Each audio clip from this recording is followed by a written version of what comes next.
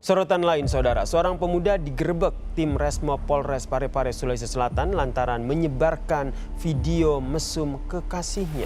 Aksi ini dilakukan lantaran hendak putus dengan sang kekasih. Kita ke informasi selanjutnya. Momentum reuni angkatan kuliah dimanfaatkan warga Kabupaten Pemalang untuk menipu mantan kekasih. Video mesum yang didapatkan pelaku pun digunakan sebagai alat memeras hingga ratusan juta rupiah.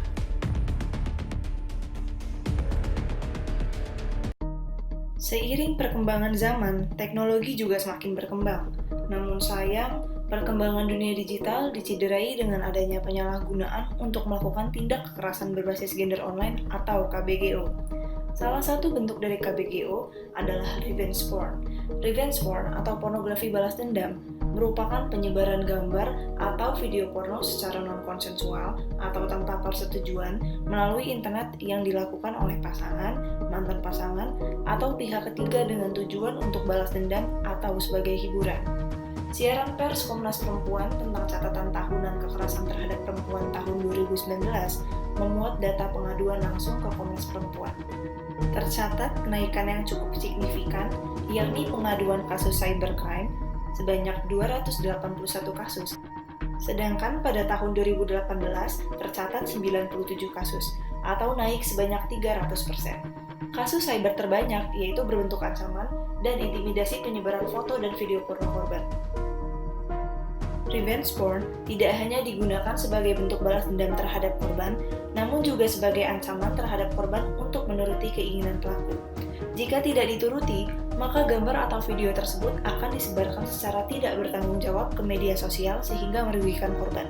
Sebagai contoh, pelaku mengancam apabila tidak mengirimkan sejumlah uang, maka foto atau video tersebut akan disebarkan atau bahkan pelaku memaksa korban untuk melakukan hubungan seksual lagi. Koordinator Subdivisi Kekerasan Berbasis Gender Online atau KBGO SafeNet, Nanden Sekar Arum, menjelaskan bahwa hingga saat ini belum ada pasal khusus yang memuat sanksi hukum untuk pelaku revenge porn, sehingga korban revenge porn justru berada dalam posisi rentan. Ia mengatakan bahwa belum ada pasal yang khusus mengatur hal tersebut, kebanyakan hanya menggunakan pasal UU pornografi, tapi seringkali hal tersebut malah membuat korban terseret dan menjadi tersangka, karena korban dianggap terlibat dalam pembuatan konten porno tersebut. Idealnya, yang disoroti adalah perbuatan perilaku yang menyebarkan konten pornografi tanpa persetujuan orang-orang yang terlibat dalam konten tersebut. Beberapa kasus juga menggunakan UU ITE pasal 27 ayat 1, tapi karena definisinya masih sangat karet, menjadi sama saja hasilnya. Kebanyakan menjadi tidak berpihak kepada korban. Beredarnya foto atau video tersebut membuat masyarakat resah dan malah menonjolkan nama korban. Kemudian korban mendapatkan pesan ataupun komentar yang bersifat menyerang.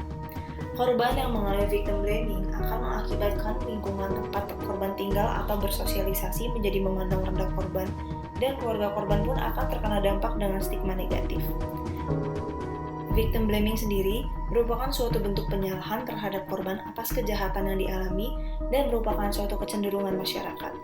Bisa berasal dari struktural negara, media, masyarakat, dan keluarga yang menyalahkan korban dan sistem dukungan di sekitar korban daripada mempertanyakan tindakan kriminal pelaku. Korban seringkali dianggap sebagai aib oleh masyarakat karena telah melakukan tindakan yang diyakini melanggar norma dan merusak citra yang terbentuk di dalam masyarakat. Penanganan kasus dari penegak hukum justru masih sering menekan dan menyalahkan korban. Pandangan demikian, serta sikap menyalahkan korban yang dilakukan oleh aparat penegak hukum terhadap korban, justru membuat korban enggan untuk melaporkan kekerasan yang dialaminya. Sebab perasaan takut malah menjadi pihak yang disalahkan, dan hal tersebut juga menjadi tekanan tersendiri bagi korban. Hal ini bila terus dilakukan oleh masyarakat akan menyebabkan gangguan psikis pada korban. I eventually got tired of it. I got tired of talking to him, of sexting him, because he started pushing me towards he wanted to have sex, and I didn't want that. He started pushing me for that. That's when he played his trump card. He was like, I have your pictures, you can't leave me, because if you do, I'm going to tell everybody what's been happening between the two of us, your friends, your family, everybody who you've thought important to you. He called me and he threatened me. He said that he has pictures and he's going to leak them, and that he'll show them to everyone, he'll post them everywhere, and everyone would know what kind of a person I am.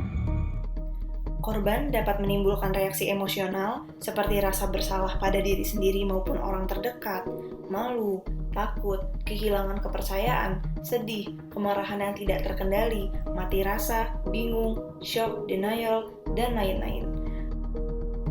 Secara psikologis, korban dapat mengalami depresi, flashback saat kejadian, post-traumatic stress disorder atau PTSD, keinginan untuk sengaja menyakiti diri sendiri, serangan panik, gangguan makan dan tidur, penyalahgunaan zat seperti alkohol dan narkotika, hingga percobaan bunuh diri. Aspek psikologis korban sangat berdampak terhadap kehidupan sosial korban. Korban cenderung mengisolasi dirinya sendiri dan mengurangi interaksi dengan lingkungan luar, bahkan dengan anggota keluarga terdekat. Menurut Yayasan Pulih, untuk terhindar dari kekerasan berbasis gender online atau revenge porn, langkah preventif yang dapat dilakukan dari diri sendiri yaitu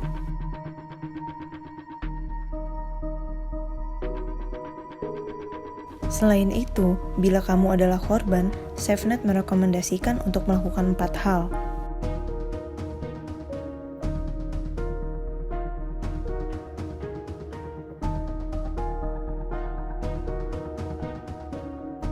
Dan yang terakhir, stop revenge porn.